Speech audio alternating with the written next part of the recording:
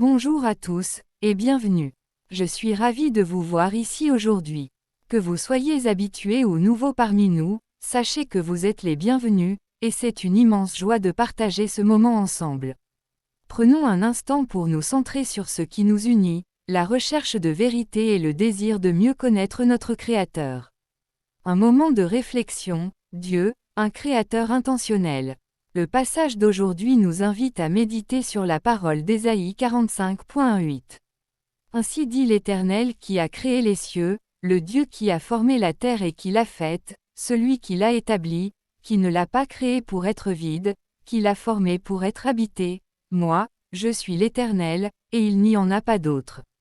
Ce verset met en lumière un fait essentiel, Dieu est le créateur de toutes choses, et rien n'est laissé au hasard.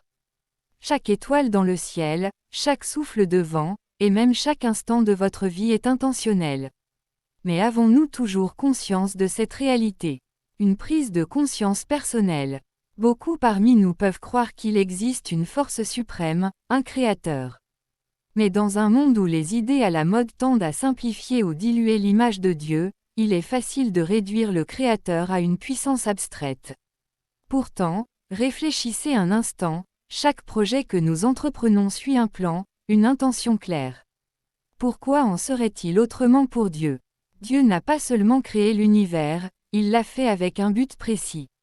Avant même de poser les fondations de la terre, il avait un projet parfait, un projet pour l'humanité, mais aussi un projet spécifique pour votre vie.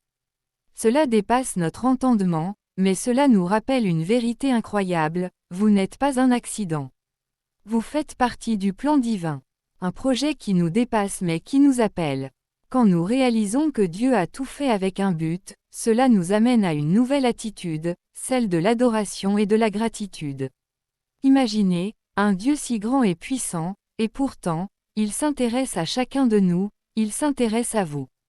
Jésus-Christ, dans sa prière enseignée à ses disciples, nous a invités à dire: que ta volonté soit faite, sur la terre comme au ciel. Mais aujourd'hui, je vous invite à aller plus loin.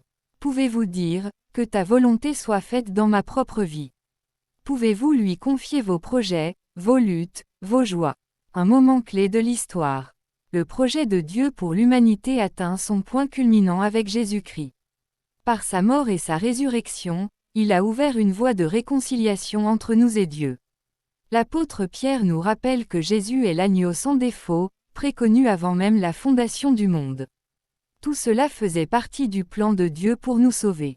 Et cette grâce n'est pas réservée à quelques-uns. Elle est pour tous ceux qui acceptent de croire en lui, de lui faire confiance, et de marcher dans ses voies. Une invitation personnelle. Peut-être que ces paroles résonnent en vous aujourd'hui. Peut-être que vous sentez ce désir d'en savoir plus, de découvrir le plan de Dieu pour votre vie. Sachez que cette invitation est pour vous. Dieu vous aime, et il a préparé un chemin pour que vous puissiez le connaître et marcher dans sa lumière. Si c'est votre première fois ici, ou si vous souhaitez approfondir cette relation avec Dieu, nous vous invitons à nous suivre dans cette merveilleuse aventure de foi. Rejoignez-nous dans nos prochaines rencontres, engagez-vous à en apprendre davantage, et n'hésitez pas à poser vos questions.